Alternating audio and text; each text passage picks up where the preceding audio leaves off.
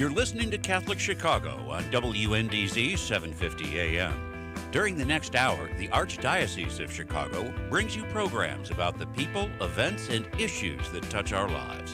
Welcome to Catholic Chicago.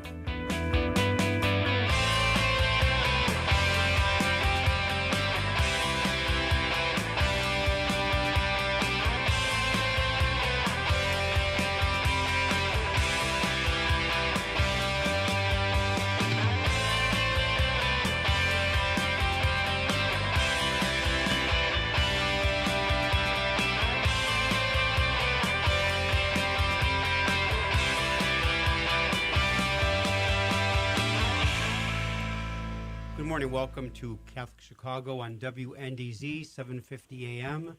Father Greg Sakowicz, the rector of Holy Name Cathedral, and co-host Mark Teresi. Good morning. Executive director of the cathedral. Morning, Mark. How are you? Good. You're healing well. Healing well, but I thought you had a great comment this morning. Folks, Mark Teresi is kind enough, because I'm recovering from a hip replacement, which was a complete success, but I'm dealing with some swelling of the foot and the calf. He drove me here, even though it's 2 blocks because of the ice and snow.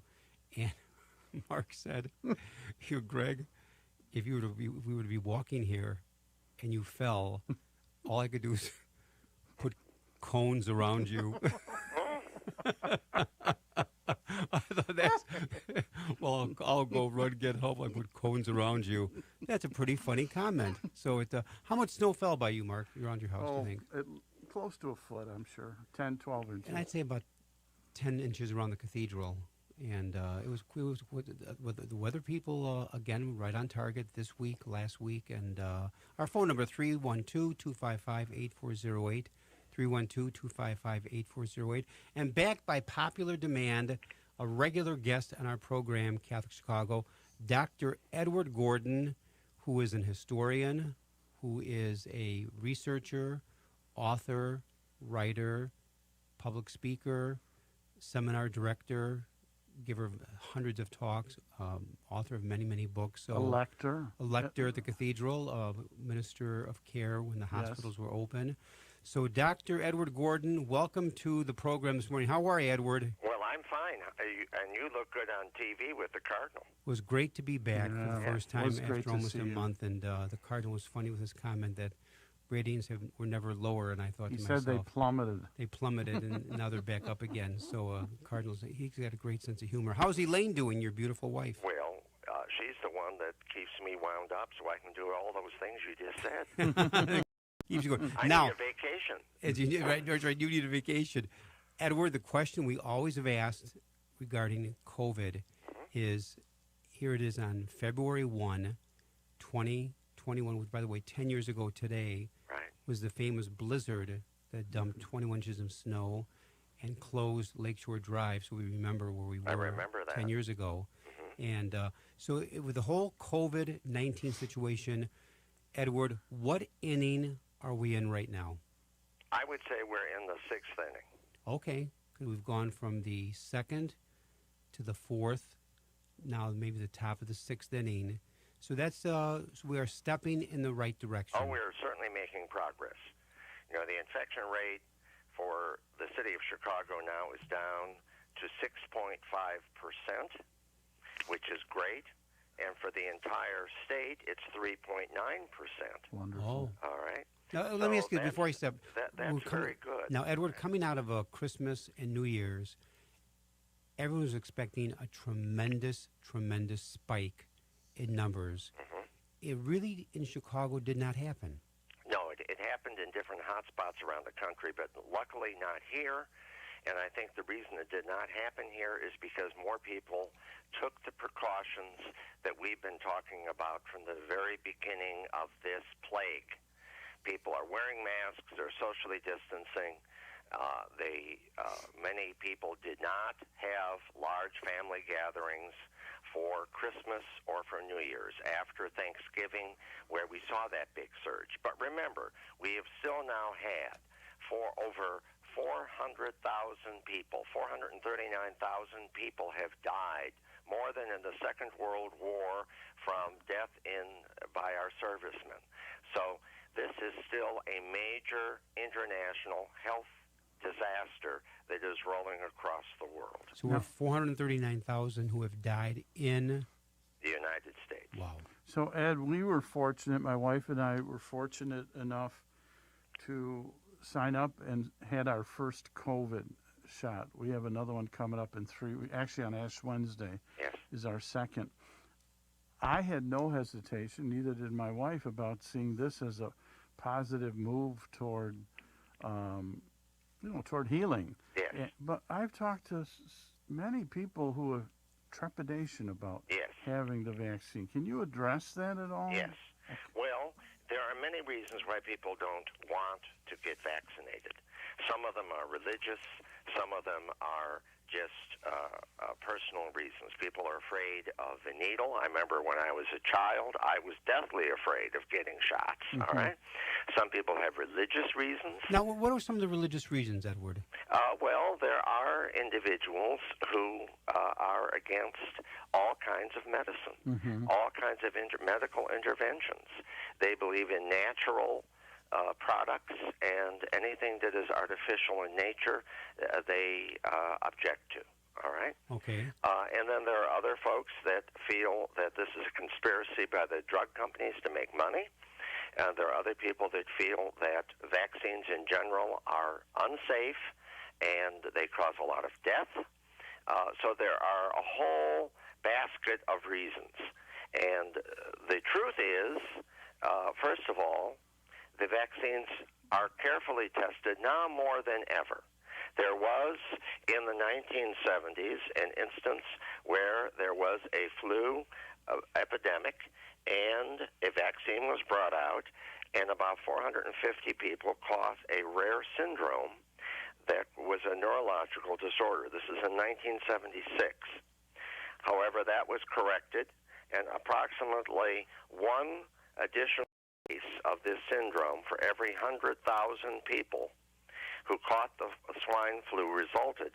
And that was mainly for people who got the syndrome before they were vaccinated.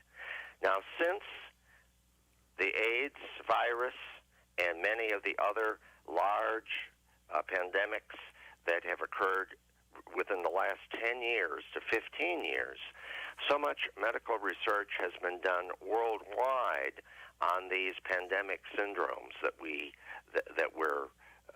experiencing now, that we know a great deal more about vaccination and how to prepare for it and how to test these vaccines, all right?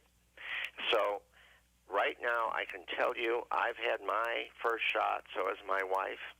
About 4% of the people in the state of Illinois have already received their first dosage. Now, Edward, did you have any side effects? No. Or Elaine? No. Can I tell Mark? you? Most people get side effects after their second. If they're going to get side effects, it'd be after their second dose. And that could be a slight swelling or redness where the shot was given. Now, there are individuals who have extreme allergy reactions, all right?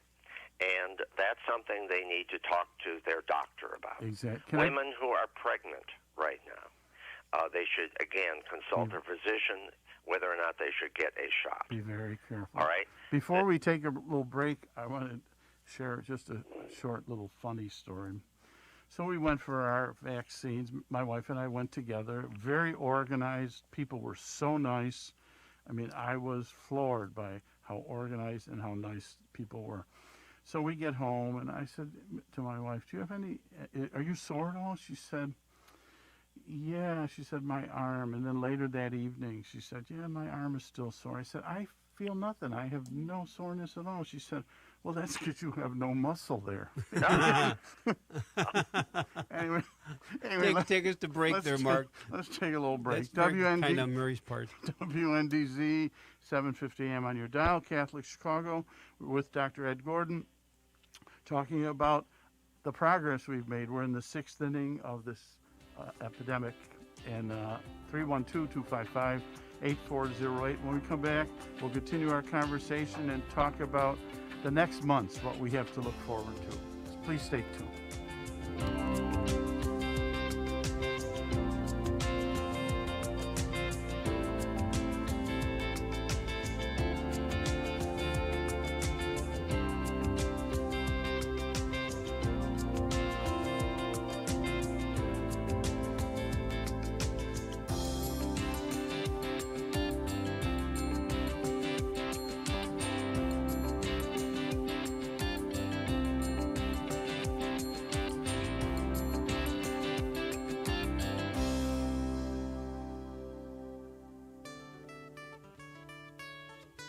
Throughout our nation and our world, people of all faiths have recently been joining fervently in all kinds of prayer.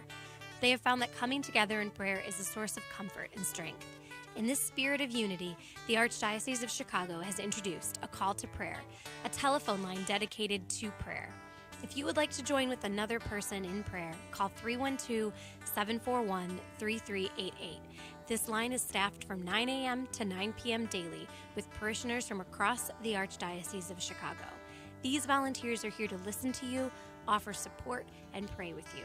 A call to prayer includes a 24-hour voicemail and email options as well. Experience this wonderful opportunity to join with people just like you who trust in the power of prayer. That phone number again is 312-741-3388. Let's pray together today.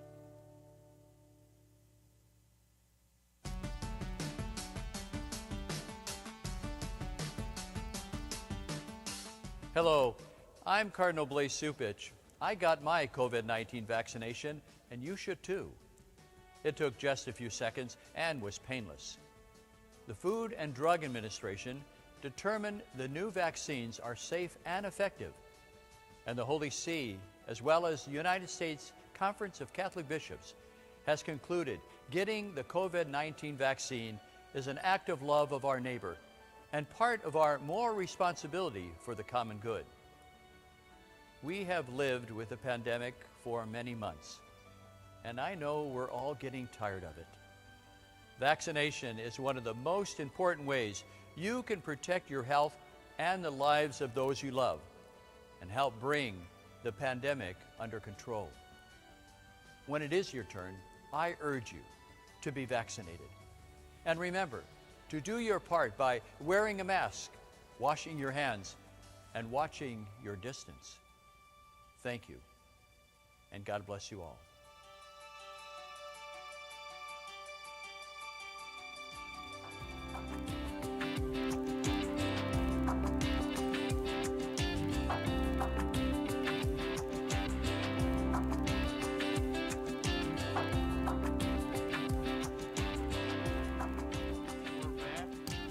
We're back, Catholic Chicago, WNDZ 750 AM with Dr.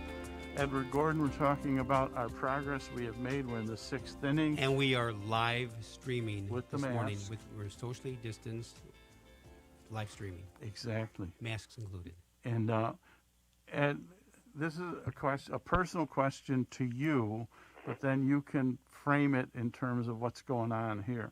So when are you going to be back with us in the studio? When do you think I it's don't going to think happen? I'll ever return because I can sit here in my office and it's nice and warm. In your I was gonna pajamas. say, no, you're going to come over and pick me up.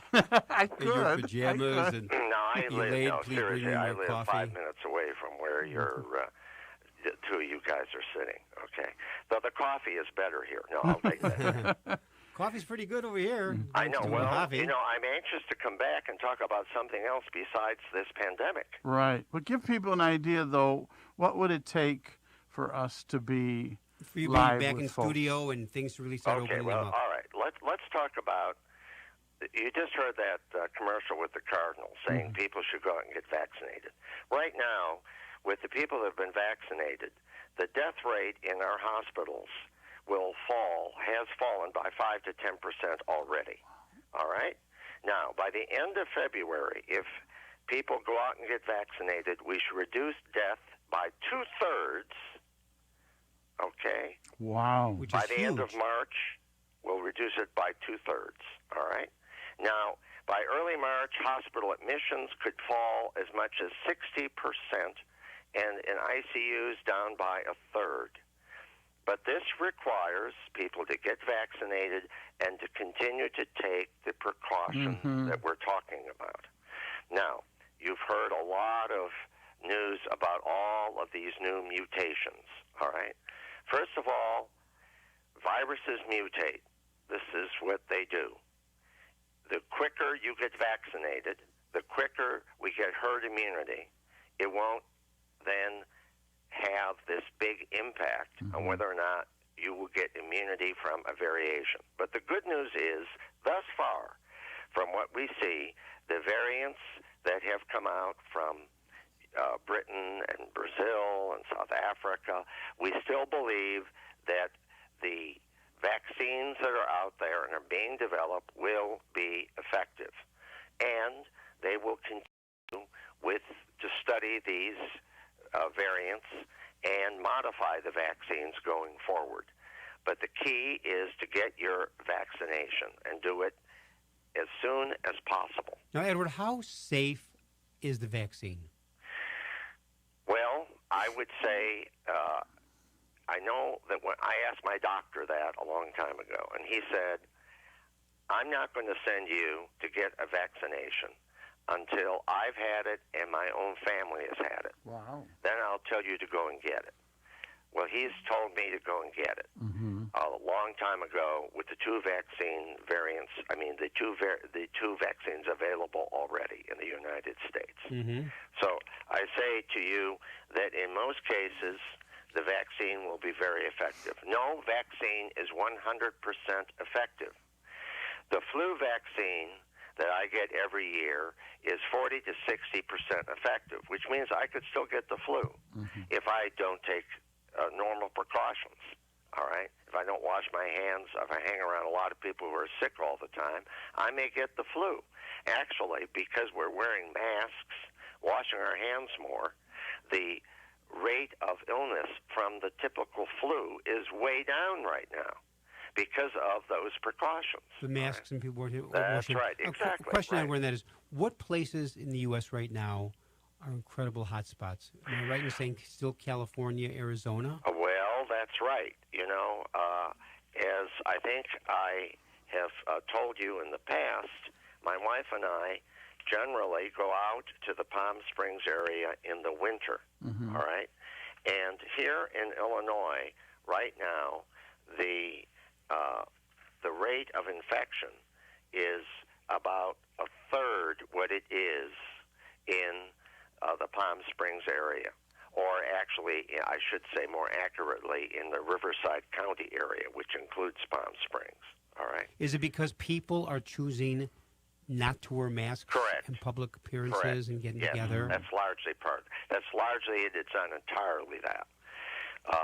The other issue is we know that among populations that are service people, they are more exposed to the virus than people who are not in service jobs.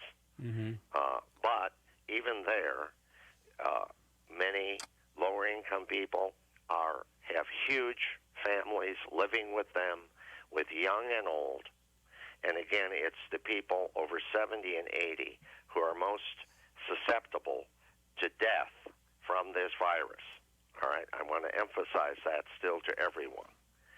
So those are some of the reasons why there's variation. When you have people in social media constantly telling individuals not to take precautions, that this is a myth, that the vaccinations are in some way a conspiracy, that there are all kinds of crazy things that vaccines are going to do to you that are not based on fact. They're not based on truth. There has been a tremendous amount of lies perpetrated across the United States during this pandemic that has made the situation worse, far worse. Well, let's do this. Let's take a little break. Called a radio timeout.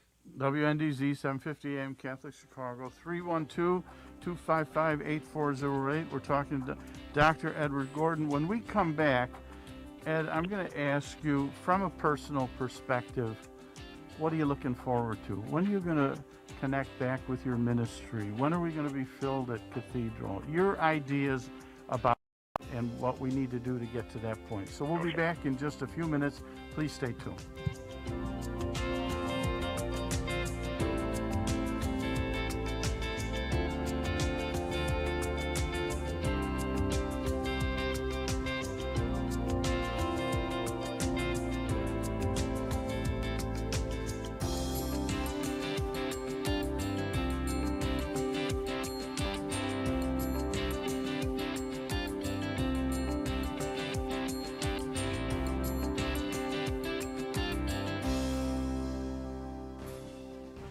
have a gently used laptop or desktop computer that is gathering dust in your home? Consider donating to our Catholic Charities Veterans Computer Project. We will clean out your device, give it new software, and repurpose it for a veteran who is looking for employment. Your gift will make an incredible difference in a veteran's ability to find a job. Catholic Charities provides veteran services throughout Lake and suburban Cook counties, giving participants an array of professional and personal support. Our veterans have served our country, and it is our privilege to serve them. To learn more about Catholic Charities Veterans Services and the Veterans Computer Project, call 847-782-4219. That's 847-782-4219. Hey, it's Timothy Johnston here from Liturgy Training Publications. Over the past few months, I'm sure you've found yourself at home more, whether it's working from home or watching live stream masses on Sunday mornings. As we begin adjusting to this at the beginning of the pandemic, one of the things I missed the most was gathering with friends at the parish. That's why we at LTP have created this new virtual gathering series called Living the Sunday Word. We meet virtually on Thursday evenings each week and reflect on the upcoming Sunday readings. And with that, we share stories to help us more fully reflect on the Word of God. I'm inviting each of you to join us, a group of friends meeting virtually from all parts of the country. So visit ltp.org for more information and to register. You won't want to miss this. The cemetery ministry is a core ministry of our Catholic faith tied to the corporal works of mercy. It's comforting to know that our Catholic cemeteries are caring for the remains of our loved ones awaiting the resurrection. There are 44 Archdiocese of Chicago Catholic cemeteries willing to help you in your time of loss. Call 708-449-6100 or visit CatholicCemeteriesChicago.org. Catholic Cemeteries, serving the Catholic community since 1837.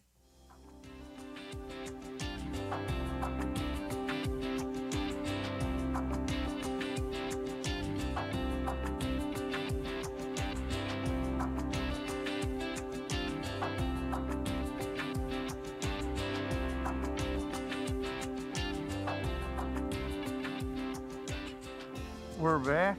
WNDZ, 750 AM, Catholic Chicago, 312-255-8408. We're with Dr. Edward Gordon. And before the break, I had said, I'm going to ask you, what are you looking forward to? When are you going to be able to go back to the hospital and with that beautiful ministry and visit patients? When is the cathedral going to be filled? What are you looking at in terms of the future?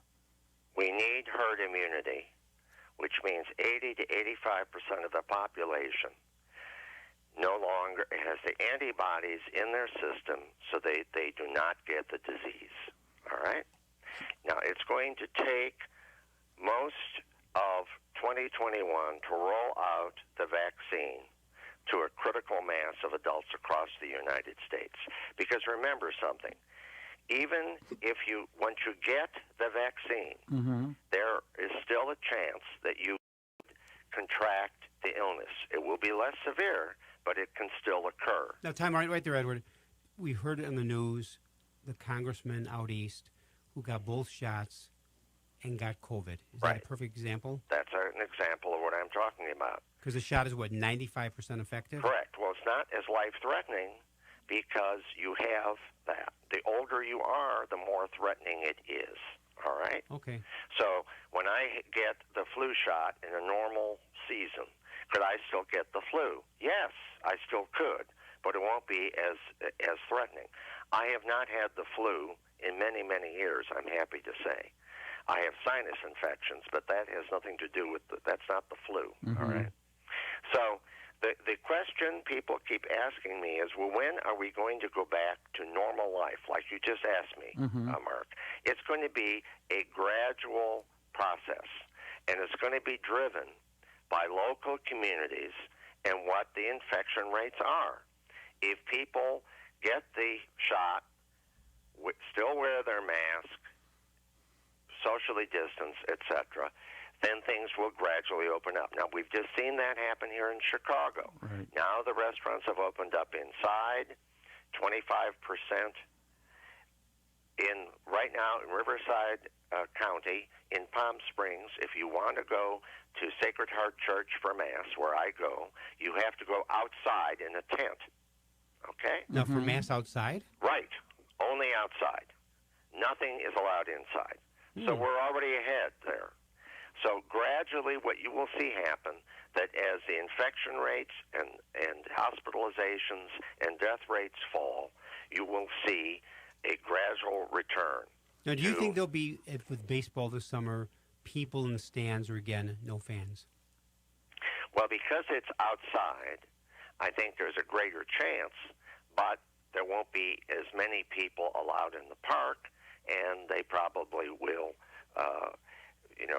unless it's a family living together, they will space people out. So, for example, for the Sunday Super Bowl game, how many are they letting in? I have no capacity is around 70,000. They're allowing 22,000 in the game, of which I think 1/2 or 2/3 are first responders or workers on the front lines for COVID. Right. They're the guests of the NFL at Sunday Super Bowl game. There aren't many that come to Sox Park anyway, are there? Oh, no, that's not nice. Mark. That's not Mark. nice. Particularly when they have this star pitcher like Father Greg to throw the ball to. This is my last program, but it was nice. We'd like to thank Mark Teresi for being a co-host here. My dedicated That really was a service. dagger. That was a dagger. Well, I want a Subway series. What about you, Greg? Oh, yeah, I would. Yeah, I think that would be great. That'd be a great idea. It won't happen in our take people's lifetime. mind off this. It won't happen in our lifetime. So, what I'm saying to you, this will happen in our lifetime. I'd say by 2022, we will have unrestricted capacity in most parts of the United States. Wow. But folks listening to me today, the future is in your hands. If you want things to return to normal, get your vaccination and still continue to practice these safeguards so you don't get reinfected or you don't infect someone else that you love. Once we have reached herd immunity, believe me, community officials will announce it. They are very anxious to get people back into stores and restaurants and ball games and the symphony and museums, et cetera, They need the tax money, all right? And they want you to vote for them. They want you to feel they've handled this crisis very well. I have more confidence now than I have had since this pandemic began that we can speed up the process with your cooperation and the cooperation of public officials across the entire United States. Don't ignore scientific reality. Don't rely upon social media lies that are not based on fact, but are based on various people's myths. I have to say this that we need to bring to a close. In all the times in the last year that you've been speaking about COVID-19, this is the most optimistic that Mark and I have heard you on the program. In fact, a couple of times ago, you were so, not pessimistic, realistic, but things were really bad, and you reflected. But even in your voice today, I'm hearing for the first time an optimism that has not been with you on this program regarding COVID because the numbers are going down. So we need to bring the program to a close. I want to thank in a very special way again Dr. Edward Gordon, an outstanding guest who really knows the COVID-19 information frontwards and backwards. You're very welcome. Thank you. And God bless you for being part of our program this morning. And also give our love to your wonderful wife, Elaine. I will. Catholic community here, Catholic Chicago on 312-255-8408. WNDZ, 750 AM. Father Greg Sakowicz, Mark Teresi. Stay with us. Don't turn that dial. We'll be back after a few minutes.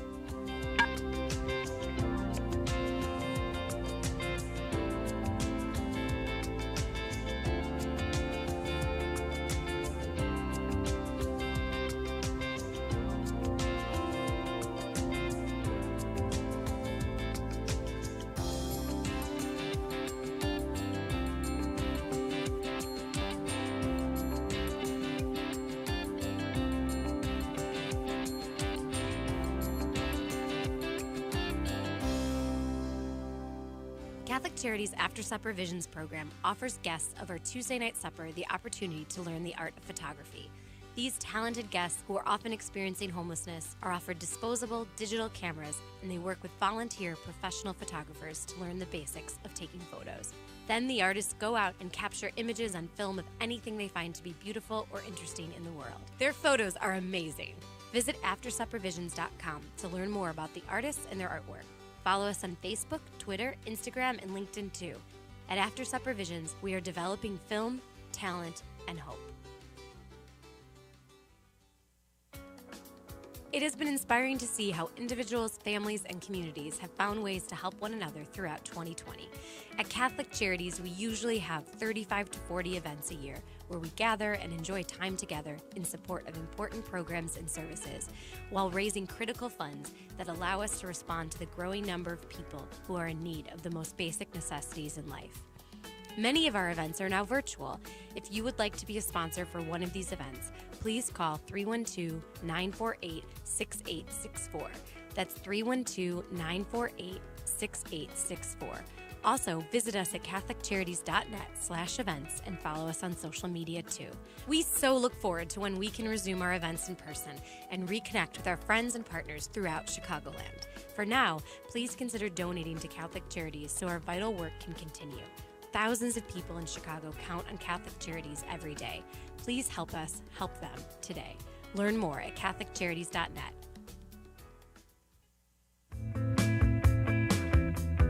You're listening to Catholic Chicago on WNDZ 750 AM. Every Monday through Friday from 8 a.m. to 9 a.m., the Archdiocese of Chicago presents programming about the people, events, and issues that touch our lives.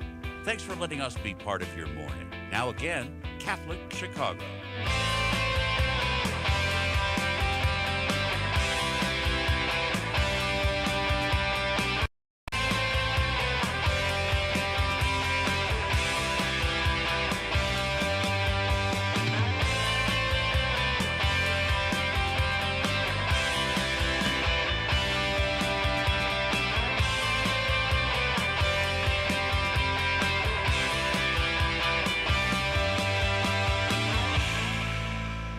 Welcome back to Catholic Chicago on WNDZ 750 AM. Our phone number 312-255-8408, 312-255-8408.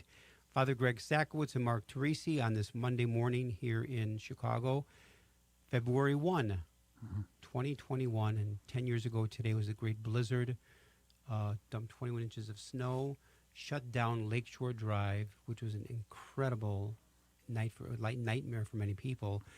We have a great second half program lined up. Sister Patricia Crowley, a dear friend, sent us to St. Scholastica Monastery, and Sister Belinda Monahan, also part of the St. Scholastica Monastery. Patsy and Belinda, welcome to the program this morning. How are you both? Oh, very well, Greg. Thank you for having us on the show. Oh, this is wonderful. In fact, when I was at St. Mary's in Evanston from 2010 to 2016, I had the privilege and honor of coming to the monastery once in a while to have Mass with the community of sisters of your community. And it was I really enjoyed Mass in the morning with your community. Those were great times. We're so happy to have you. Those were great times. And so just to have you both on the program here today. And Mark, you know both of them well, so you can ask the first question. Oh, I'm honored that you're on the program today to talk about the Benedictine charism and ministry. But I think first, listeners are always fascinated with religious journey, the journey to religious life. So maybe Patsy and Belinda, could you share a little bit of how did you end up becoming a Benedictine sister?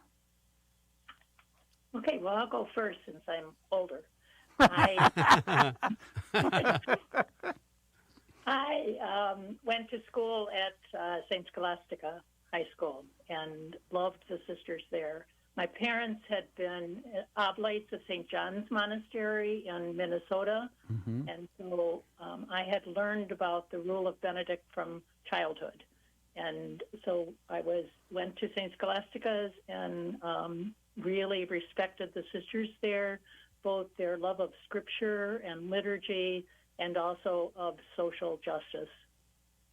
So that's its short version. How about letting folks know again what the Rule of Benedict is?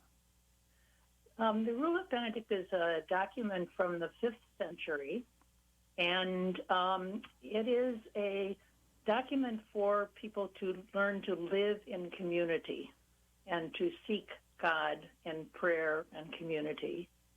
And it's a wonderfully practical document. It is the basis of our lives and our spirituality. Beautiful. That's a great summary. Now, Belinda, what about you? As Patsy noted, I am a little bit younger. I was growing up in the 70s and 80s, and I didn't have very much exposure to sisters. So for me, the call to religious life was kind of out of the blue. I had been a student at Northwestern, and then I became an associate at the Shield Catholic Center, and I was getting more and more involved. And so eventually, my spiritual director actually asked me if I was interested in becoming a sister, and I laughed at her and said no. And about a year later, the thought emerged back in my head that I needed to think about it. And so it took me a good long time. I was in my late 30s before I even considered entering a monastery. What did you study at Northwestern? My degree is in anthropology. My PhD is in anthropology. I am an archaeologist. So you've gone on many digs then? I have, yes. Now, do I remember? You brought that's people? Very cool. Yeah, have you brought people on digs? I mean, you kind of tied spirituality into that, haven't you?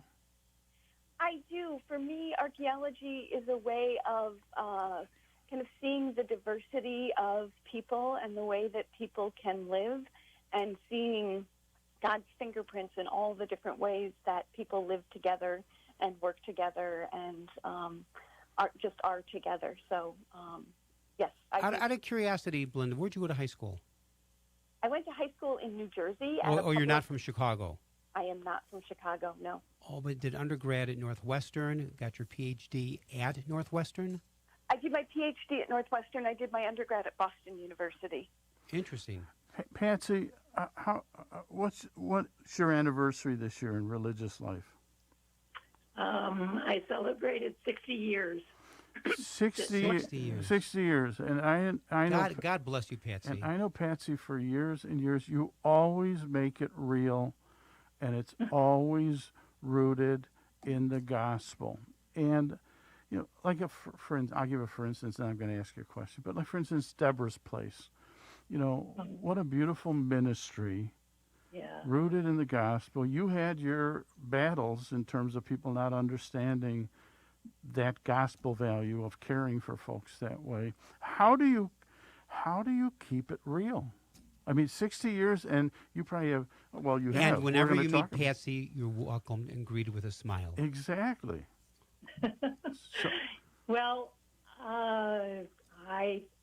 one of the things that I'm going to be offering this month on our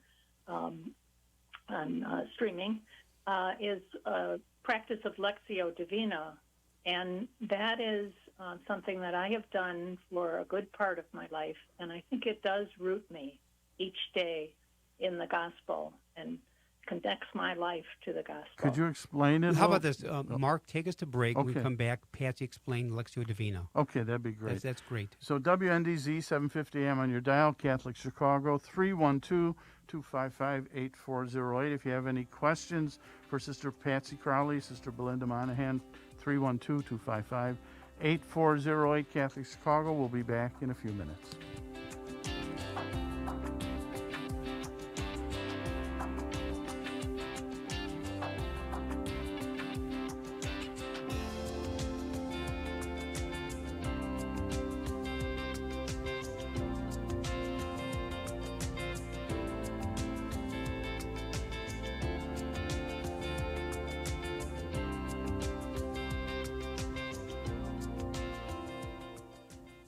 The Word Made Clear is exactly what its name implies. It's an easy-to-understand explanation of the Word of God, the Gospel. Hello, I'm Father James McElhone, Director of Biblical Formation for the Archdiocese of Chicago. I'd like to invite you to take our free online Bible study program by going to thewordmadeclear.org. Our website offers an audio-based guide to the Gospels of Mark, Matthew, Luke, and John. Listen to my lectures and follow along with the handouts provided. There are even discussion guides. You can also explore the biblical roots of the Mass. And there are links to a wide variety of biblical sources that will benefit both teachers and students of the sacred scriptures. Just go to wordmadeclear.org to experience our free online Bible study program. Again, it's free at wordmadeclear.org. It's the Word of God. Enjoy. There is so much waiting for you at Catholic Charities Senior Services. We offer programs and services to help make the most of every day. Friendships and fun are guaranteed at our drop-in senior centers. Our adult daycare centers offer enjoyment and greater supervision to seniors who need it, while their caregivers get a break. Holy Family Villa provides a beautiful, safe environment for seniors looking for short or long-term residential facility. And we offer assistance with senior benefits, care coordination, congregate and home-delivered meals, hospital transition, and much more. For more than 100 years, we have accompanied seniors through every transition in their lives, and we are here for you now. Catholic Charities is a name and an agency you can trust. Call Senior Services today at 312-655-7700. That's 312-655-7700.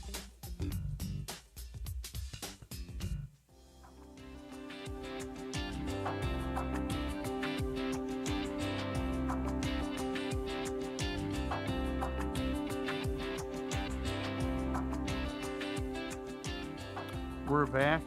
WNDZ, 750 AM on your dial. Catholic Chicago. Father Greg Sakowicz, Mark Teresi. You know, Mark, Mark Michael May runs a tight ship there. He does. He keeps us the straight and narrow path. And he looks very Irish with that cap with on. that cap on. Yes. He does. He really does. His cap and his mask. Well, I was going to say, Father Greg Sakowicz and Mark Teresi, his designated driver. We're back. To put cones around me. We're back. If I fell. Sister Patsy Crowley, Sister Belinda Monahan, both Benedictines, St. Scholastica Monastery. Patsy, before we took the break, you were going to explain to us a little bit about Lectio Divina and how people can connect with it. Sure. Lectio Divina is an ancient way of praying the scriptures, and it's not Bible study, as the wonderful ad for the Catholic Archdiocese Bible study is.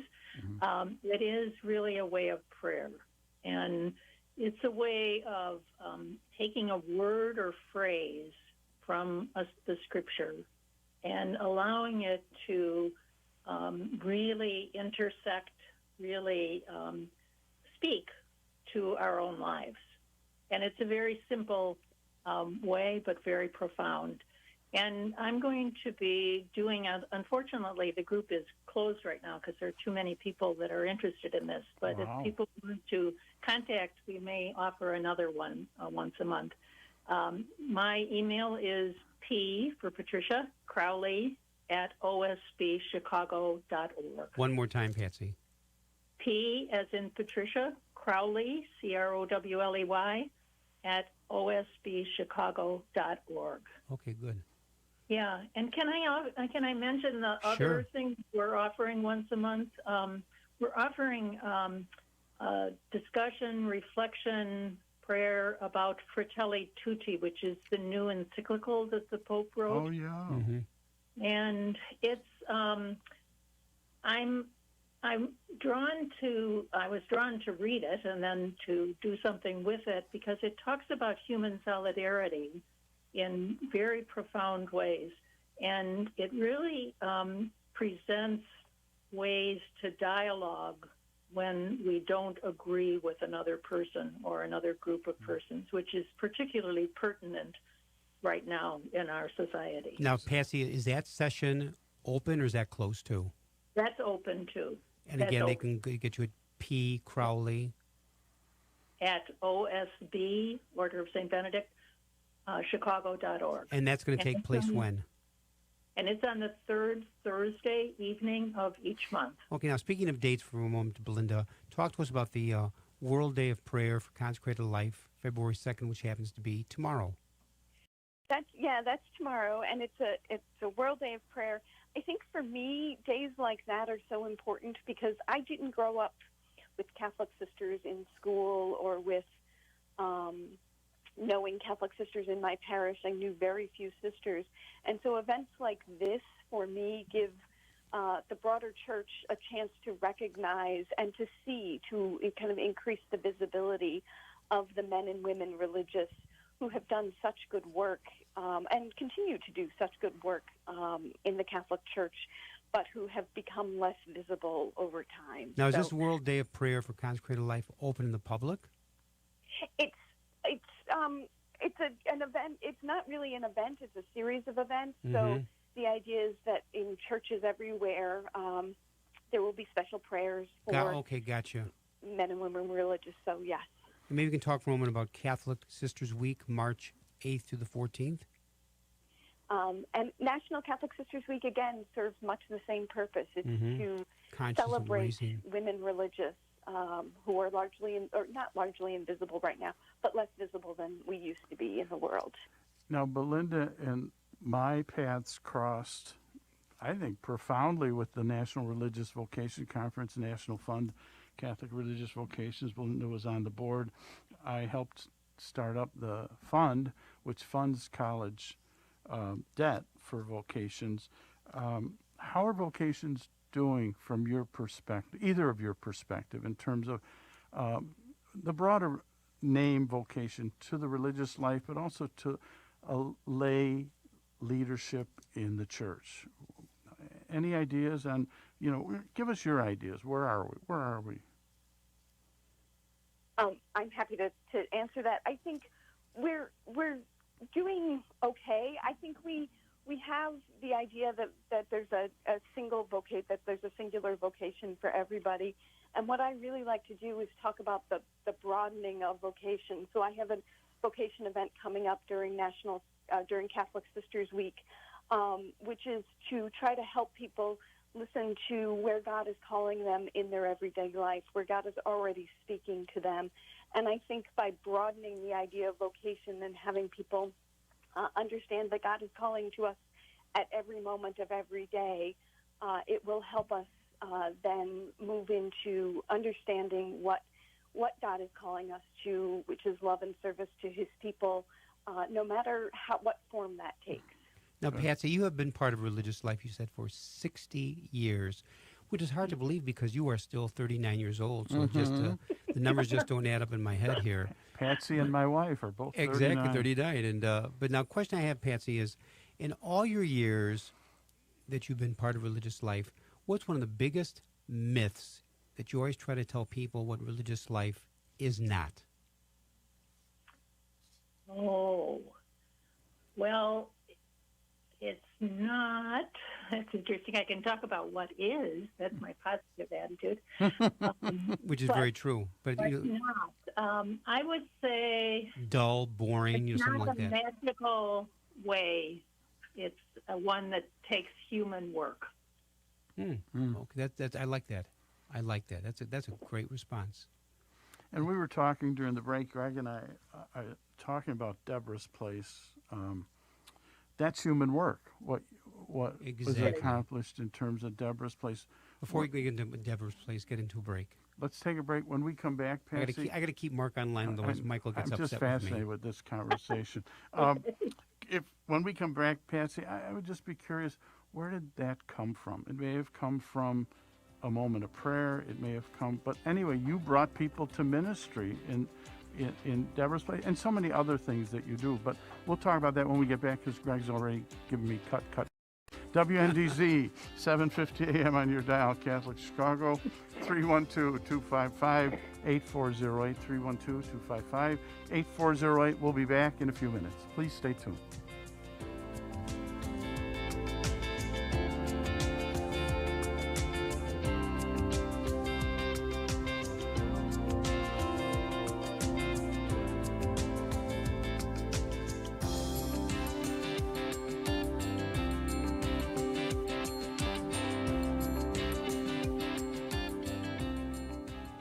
Catholic Charities staff members work every day to end poverty and homelessness.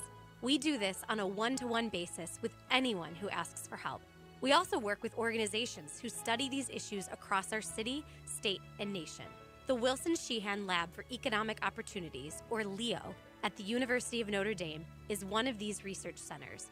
Through our partnership with LEO, Catholic Charities has gained valuable insights into scientific evaluation methods that determine the most effective interventions to help people avoid poverty and homelessness.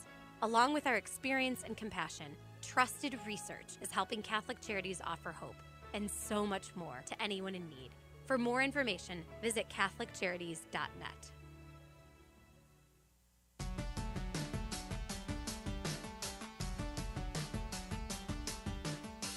Hello, I'm Cardinal Blaise Supich. I got my COVID-19 vaccination, and you should too. It took just a few seconds and was painless. The Food and Drug Administration determined the new vaccines are safe and effective, and the Holy See, as well as the United States Conference of Catholic Bishops, has concluded getting the COVID-19 vaccine is an act of love of our neighbor and part of our moral responsibility for the common good. We have lived with the pandemic for many months, and I know we're all getting tired of it. Vaccination is one of the most important ways you can protect your health and the lives of those you love and help bring the pandemic under control. When it is your turn, I urge you to be vaccinated. And remember to do your part by wearing a mask, washing your hands, and watching your distance. Thank you, and God bless you all.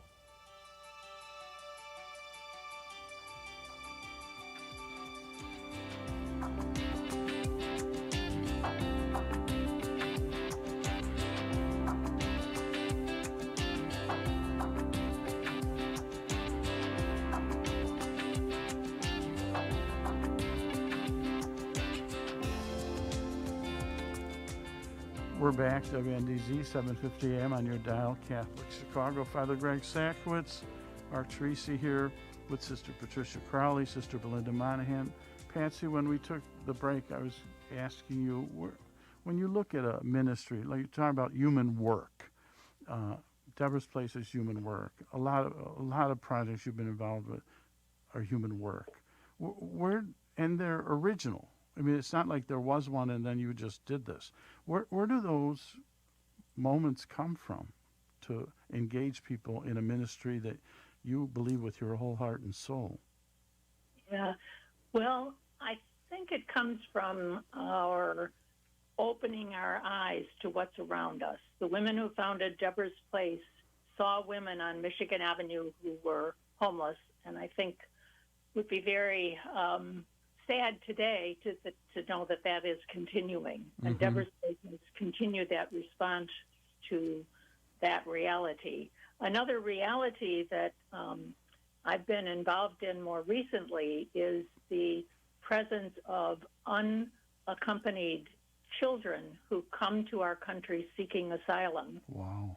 Along with the Viatorium at Viator House of Hospitality, we also began a program for young women. And so Bethany House of Hospitality has had 49 young women from 17 different countries over the 3 years.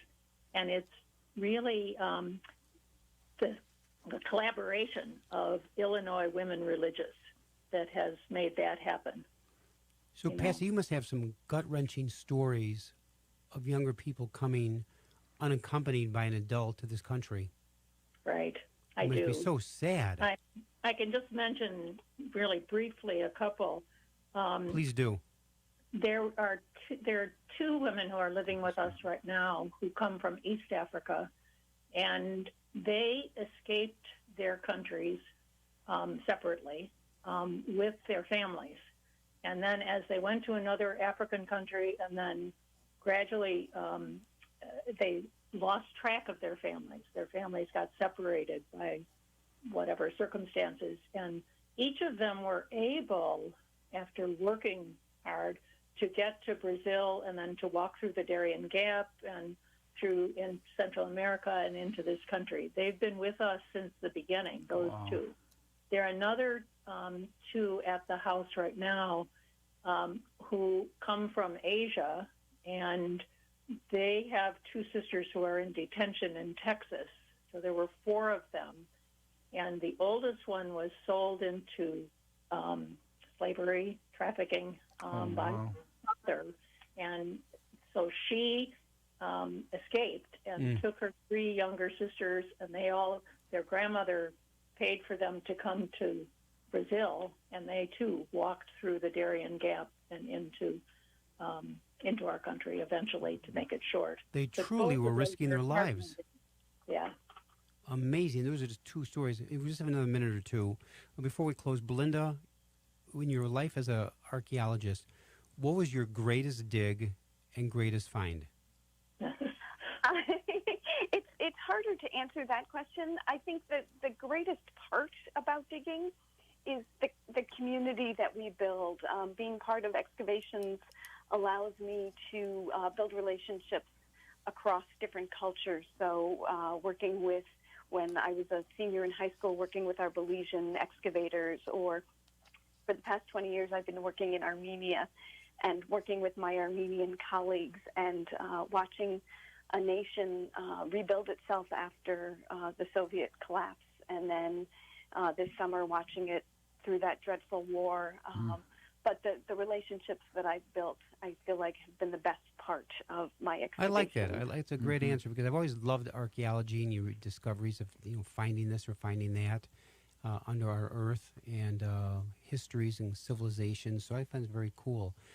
For Patsy, before we close, any closing thoughts? Or again, give us the website for people to learn more about the St. Scholastica community and Benedictine life. And can I add, knowing Patsy, where can they contribute to support the mission of Bethany House and or the... Give us a web or phone number.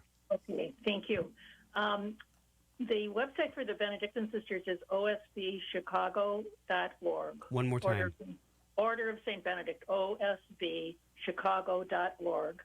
And the Facebook page is under Benedictine Sisters of Chicago.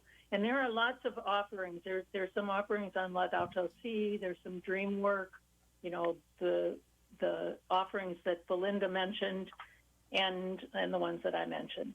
Wonderful. In terms of Deborah's place, in terms of Bethany House,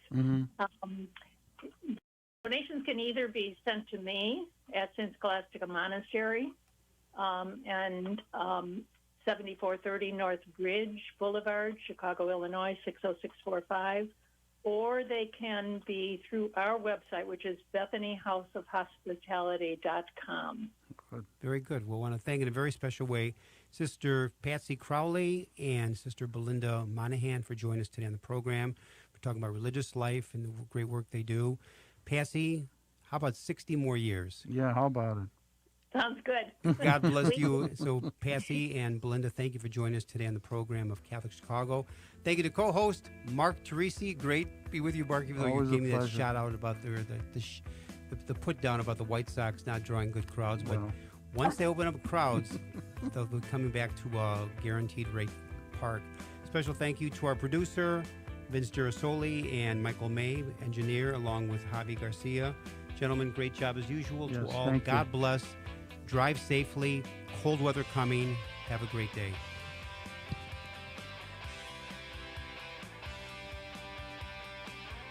Join us every Monday through Friday at this time for Catholic Chicago. You can stream our programs live or listen to past programs by visiting our website, archchicago.org, and clicking on Radio TV. And please connect with Catholic Chicago on social media.